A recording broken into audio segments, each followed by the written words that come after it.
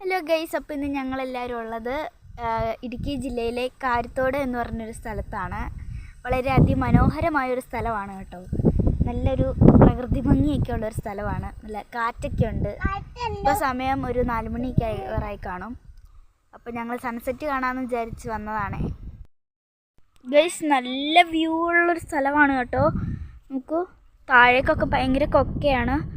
Okay, കണ്ടോ, എൻ്റെ പപ്പയുടെ പണ്ട് അവരിവിടെ ആയിരുന്നു കേട്ടോ താമസിച്ചുകൊണ്ടിരുന്നത്. എൻ്റെ പപ്പയുടെ വീട്ടുകാരൊക്കെ. നല്ലൊരു വ്യൂ ഉള്ള ഒരു സ്ഥലമാണ്. അമ്മയും അവിടെ വണ്ടി പാർക്ക് ചെയ്തിട്ടുണ്ട്. പപ്പയും അമ്മയൊക്കെ അതിൻ്റെ അകത്തുണ്ട് കേട്ടോ. നമുക്കവരെ പിന്നെ കാണാം. ഇപ്പം നമ്മൾ ഇവിടുന്ന് പോകാൻ തുടങ്ങുവാണ്. നേരത്തെ വീഡിയോ എടുക്കണമെന്ന് വിചാരിച്ചായിരുന്നു, പിന്നെ ഇപ്പോഴാണ് സാധിക്കുന്നത് കേട്ടോ. നല്ല രസമുള്ളൊരു സ്ഥലമാണ്. താഴേക്കൊക്കെ പോകണമെന്നുണ്ട്. ഭയങ്കര വെയിലാണ് കേട്ടോ ഇവിടെ. വീഡിയോ എടുക്കത്തൊന്നുമില്ല, അതുകൊണ്ട് ഞാൻ ഒരുപാട് താഴേക്കൊന്നും പോകുന്നില്ല. പിന്നെ താഴേക്കൊക്കെ പറഞ്ഞ പോലെ കൊക്കയാണ്, അതുകൊണ്ട് ഒരുപാട് പോകത്തില്ല. എന്ന് പറഞ്ഞാൽ വഴിയുണ്ട് കേട്ടോ. താഴെ കിണർ പോലെയൊക്കെ ഞാൻ കാണുന്നുണ്ട്, കണ്ടല്ലോ.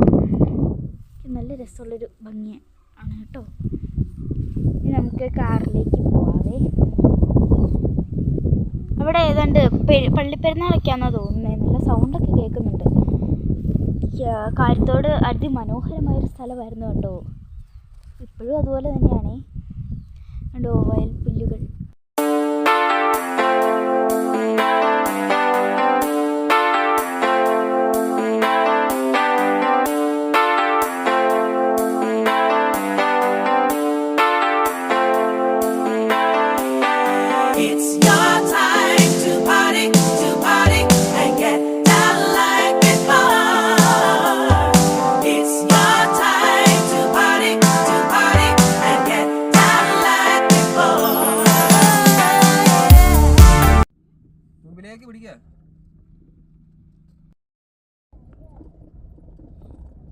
നല്ല ഓഫ് റോഡ് ഉണ്ട് കേട്ടോ.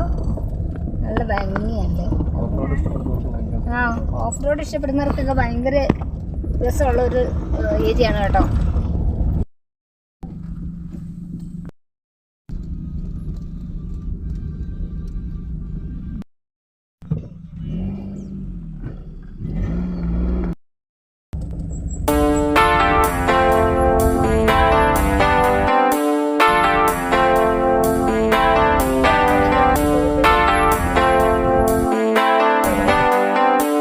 ഏലക്കാടുകളൊക്കെ ഉണ്ട് കേട്ടോ. ഏലക്കാടിൻ്റെ നടുക്കോടിയാണ് വഴികൾ ഓഫ് റോഡ് പോകുന്നത് കേട്ടോ. നല്ല ഭംഗിയാണ്. ഒരുപാട് പേര് എന്നോട് ചോദിച്ചു ഏലത്തെ പറ്റിയൊക്കെ ചോദിച്ചായിരുന്നു. അപ്പോൾ നമുക്ക് അതിനെപ്പറ്റിയുള്ളൊരു വീഡിയോ പിന്നീട് ഒരു ദിവസം ഇടാവേ. ഏലം എങ്ങനെ ഉണ്ടാവുന്നത്, എവിടെയാണ് ഉണ്ടാകുന്നത്, നിങ്ങൾ ഏലമുള്ള സ്ഥലത്താണോ, നിങ്ങൾക്ക് സ്വന്തമായിട്ട് ഏലം ഉണ്ടോ, അങ്ങനെ ഒരുപാട് ക്വസ്റ്റ്യൻസ് കുറേ പേര് എന്നോട് ചോദിച്ചായിരുന്നു. അപ്പം ഏലച്ചെടി എങ്ങനെ ഇരിക്കുന്നത്, ഏലക്കായ എവിടെ ഉണ്ടാകുന്നത്, അങ്ങനെ കുറേ ക്വസ്റ്റ്യൻസ് ഒക്കെ ചോദിച്ചായിരുന്നു കേട്ടോ. അപ്പം അതിനുള്ളൊരു വീഡിയോ നമുക്ക് പിന്നെ ഒരു ദിവസം ചെയ്യാം.